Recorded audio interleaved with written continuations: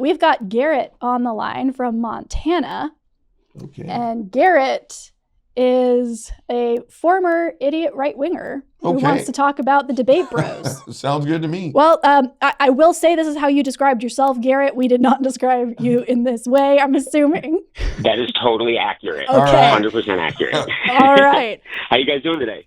Doing good. Excited you called. Yeah, man. Welcome aboard. Yeah, let's talk about debate bros. What are your thoughts? Yeah, it was perfect timing. So I don't want to come off as like a full defense of debate bros, because I do think that there is a lot of danger that comes with these like online cult of personalities.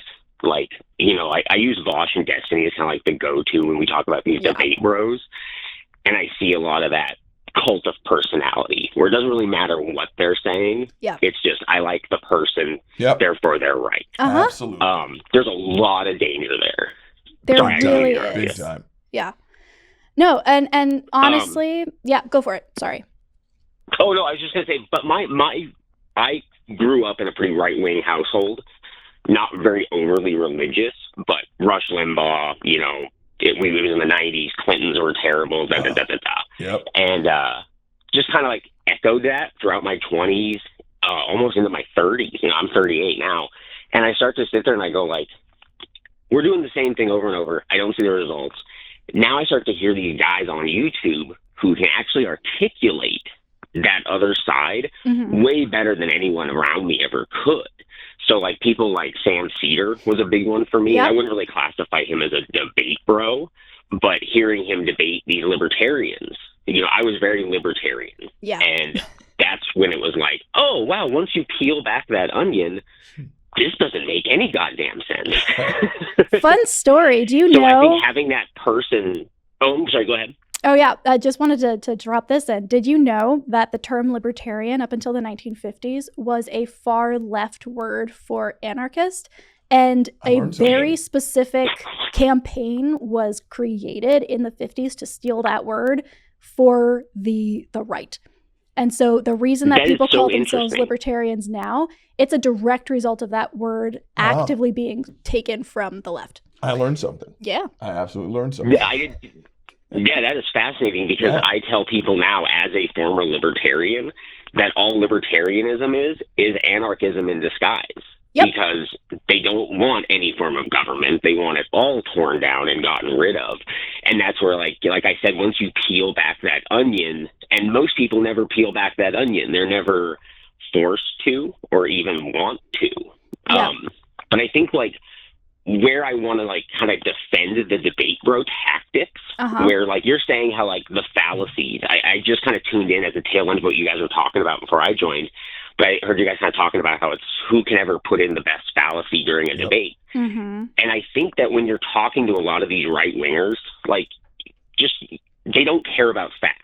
Right. It's not about what's right or what's wrong. It's just about convincing them. And I'm not saying that that's necessarily a good thing, but it's the reality, like, kind of, boots on the ground.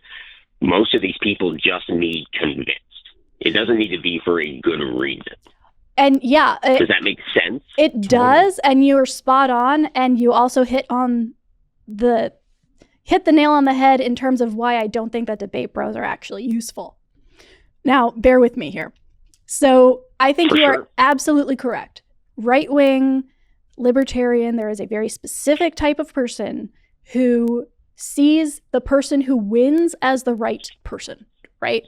Oh, they're the strong one. They're the aggressive one. They won that debate. Therefore, I now agree with them. Yep. And it's cool when that can happen and the person who wins is not as terrible, right? Then you're like, oh, cool. Now they're following this guy who is a little bit less awful. The problem is that that's not de-radicalization. That's just a redirection of a bad epistemology.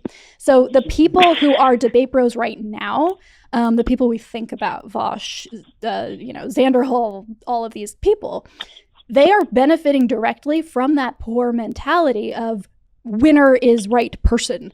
And if they actually helped people to deconstruct that and de-radicalize, why do you think I won? Is it because I looked like I won? Is it because of the optics? Is it because of the fallacies that I was able to slip in? Those are bad because of X, Y, and Z, actually, here's a good way to determine what you think and who you agree with, they'd actually lose a huge bulk of their subscribers. So they are benefiting from the same logic that right-wingers benefit from. It's just they happen to be a little less terrible in certain areas. So I'm always so skeptical when people say that they de-radicalize them. Like, yeah, you don't. You're not training them to think better or differently. You're just capitalizing on the fact that they think that loudest person is the one to follow. You said a little less terrible. That's sad. They don't suck quite as... So, like, when you say a little less terrible, because, when you listen to a lot of these guys talk, they may be, on, quote-unquote, our side for some issues, but there's plenty of issues where they aren't, and it's not helping anything. But I'm wondering, like, when it becomes, like, too altruistic, like, when we're so worried about doing the right thing, as far as, like, de-radicalizing, rather than just using those same tactics that the right uses. That is very malicious. They're very underhanded. They're dirty. I'm not defending them. But, like, the road to hell, I feel like we're just going to keep, like, taking the high road all the way to hell is kind of my view. The thing is, though, I love this conversation. This is exactly where I wanted to go today. So, Shit, I'm learning some stuff. It's dangerous to employ the same tactics because all it's going to take for all of Vaush's fans to turn on him is for some right-winger somewhere to beat him in a debate. And then all of a sudden, those people no longer interested in the correct answer. They want to follow this guy now. And there are more of them now because Vaush has built an audience. Or Vaush goes dark side more than he already does. And all of a sudden, all of those people are now parroting Nazi terminology in the comments of other people's YouTube. Oh, just kidding. That already happens. It's almost like a political, like when a dictator, like there's a vacuum of power, like just another strong man will take the place, kind of. Right. And so I think a long-term solution, and this is idealistic of me, I guarantee, we need to stop fostering the strongman mentality within people, because at that point it becomes an individual perspective. It becomes, how am I making these choices, as opposed to who is being the loudest in the choices that they are making and who do I follow? So again, kind of a libertarian take in certain ways. Be an individual, understand why you value certain evidence, and be rigorous about it, be brutal about it.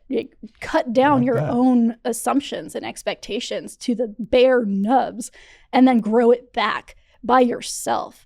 And that way... God damn. Dude, I hope you're writing this down. This is some good shit. I don't... I totally agree. Yeah. Yeah. So that is... I see your point 100%. And I do think that we are way too obsessed a lot of the time with being good at the expense of being effective.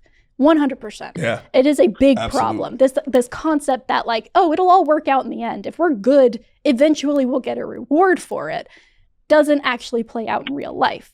But I don't think that we need to bend to the same tactics that the other side uses, especially because we've seen they're actually not that good. Like, they have their core group of people who are going to believe whatever they say and fall for these strongman tactics.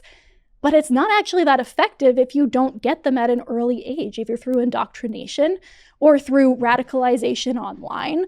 Like, there is a very specific reason why the right is obsessed with children and with protecting the kids. And it's because they cannot foster their belief system critically or logically with adults. And so they need to keep that pool of future Christians, future Republicans, ready and willing. Cheap. Yeah. That is a cheap shot.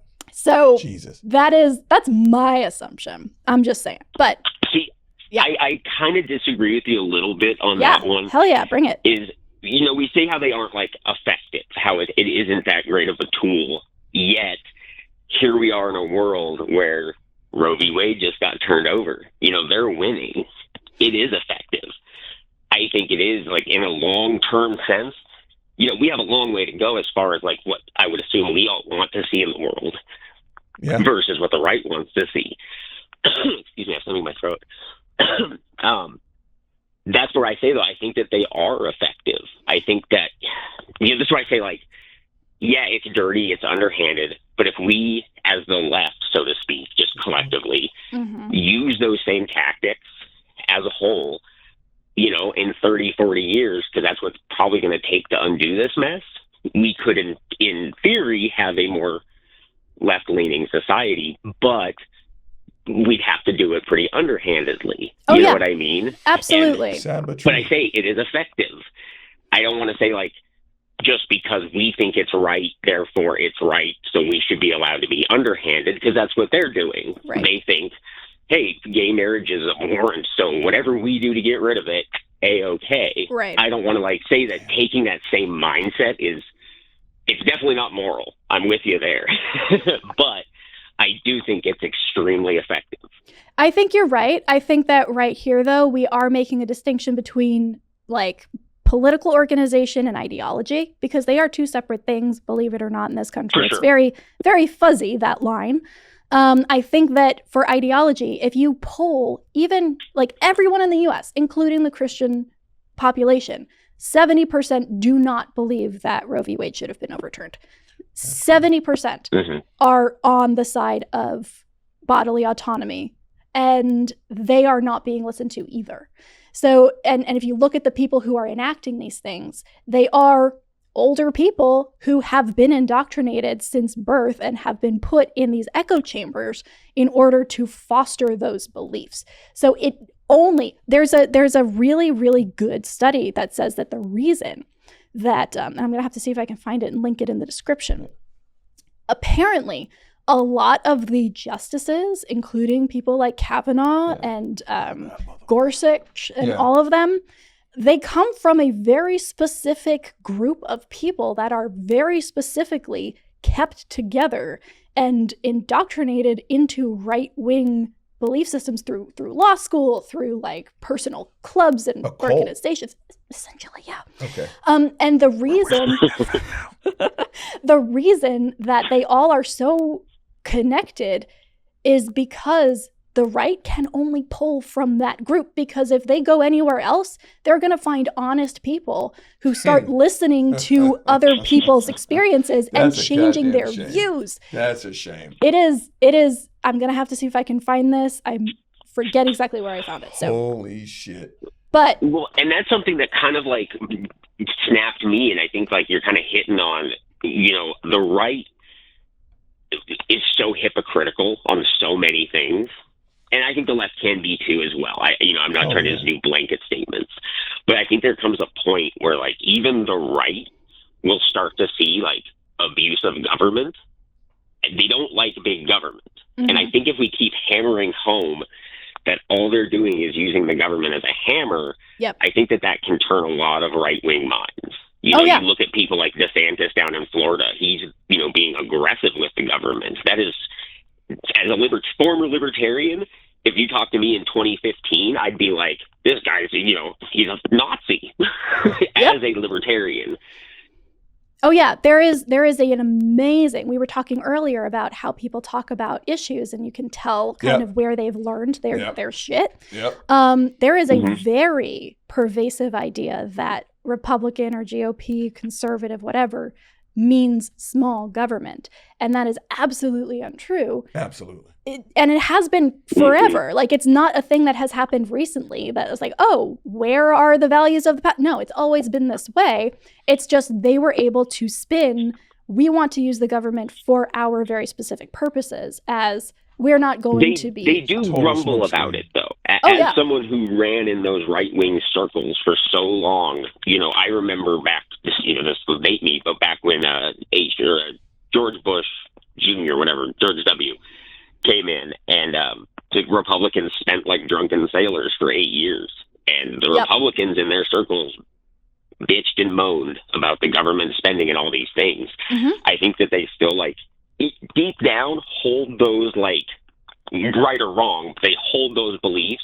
They're only willing to put up with the abuse of it for so long. I think that's also a kind of snap to me too, was I was not necessarily pro-Trump during that era, but that was definitely around the time where I kind of peaked in my right-wingedness and started to see the hypocrisy, just started to see wait a minute, I don't think the president should be telling private businesses how to, like, what their players should and shouldn't stand for. That doesn't seem right. You know, it's those little, you know, death by 1,000 cuts kind of things that I think, with the addition to of, you know, hearing these people online kind of unpack these ideas more, snapped it. But yeah, I think like you're onto something as far as the, you know, the like the pool of where they're drawing from, like you said. Exactly. The Federalist Society, by the way, thank you, chat, is what I'm talking about when I talk about all of that. Garrett, we are going to have to move on, but honestly, like, if you ever come down to Texas, we'll get a drink and just, like, bitch about this shit, because I would... Yeah, I super enjoyed talking. I've been watching you guys for years. Super enjoyed it. Love the chat. Thank you so much. Go get him, Garrett. All right. No problem. Take care, guys. Yep. Oh my gosh. So all of a sudden, 15 minutes left in the show, we have all of the calls. Oh, wow. Oh, Let's my do goodness. It. I do want to talk to Nick, but first I want to talk to John in Canada real quick, who the other week said that we civilized the Native Americans through Christianity. Hey, John, fuck off. On purpose? No. Did he say that out loud? Off forever. Bye. Okay, he's gone. Okay. So, dude. No, that was a real thing that happened. That was not a good day. Not a good day for anybody on the show. Some people should not speak English. It's Words very out true. of their mouth or other people can hear it. Especially, like, don't call into a freaking call. Like, this is gonna be on the internet forever, dude.